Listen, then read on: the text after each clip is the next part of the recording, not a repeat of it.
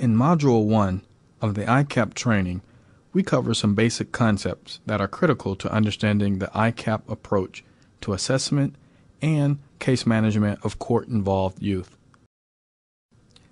Some of the information presented in this first module may surprise you and may challenge your current beliefs about working with juvenile offenders. Here are some of the main characteristics of I-CCAP you will learn about. The I-CCAP model is evidence-based, a term that is used quite a lot in corrections these days. What does it mean? In this first module, you will learn about evidence-based practices and how they inform the I-CCAP model. The I-CCAP assessment looks at a youth's risk and protective factors. The module explains why these factors are important and provides common examples. What works to reduce juvenile reoffending? The last 20 years has seen an explosion in systematic research related to this fundamental question. The result of this research has enormous implications for juvenile justice agencies and others working with at-risk youth. The module summarizes the relevant evidence. The I-CCAP uses what we call an integrated assessment and case management approach. What distinguishes an integrated approach? In this module, you will learn about the main components of an integrated system and how they fit together. This first section introduces evidence-based practices, where you will learn information about the following topics. What are evidence-based practices? What are risk and protective factors? What are criminogenic needs? Why are risk and protective factors important to assess?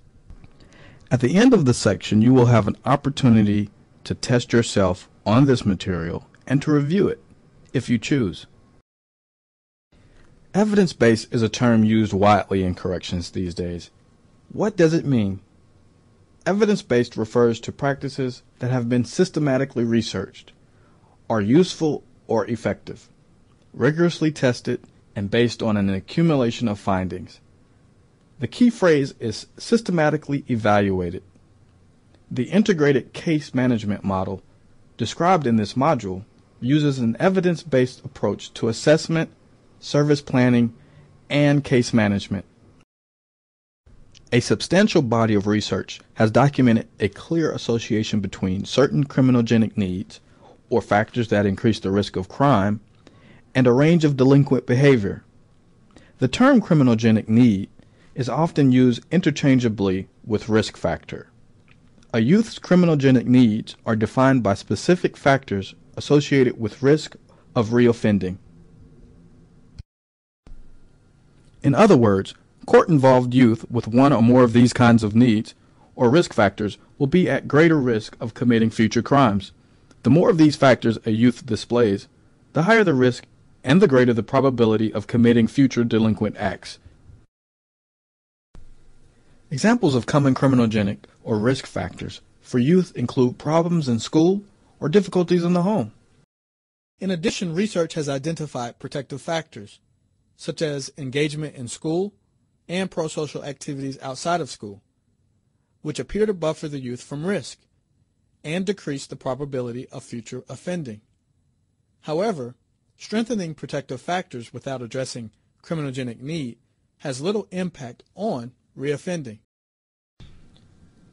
The consistency of research findings in these areas has led to the development and use of comprehensive assessment and service planning tools. This research on the causes of youth crime has spurred the development of new assessment tools designed to more objectively measure the risk of reoffending, based on specific risk and protective factors. Increasingly, state and local jurisdictions have embraced these new assessment systems. As described later in this module, having an assessment tool that measures specific risk and protective factors is essential to developing a truly integrated assessment and case management system. Let's take a moment to check your understanding of the material you have just reviewed. I'm going to pose some questions and give you the opportunity to reply. Then I'll give you feedback on each of your responses. The first question has to do with criminogenic need. Which of the answers best defines what we mean by a youth's criminogenic need? Click the best answer. Here's a quick question. Please indicate whether you think the following question is true or false.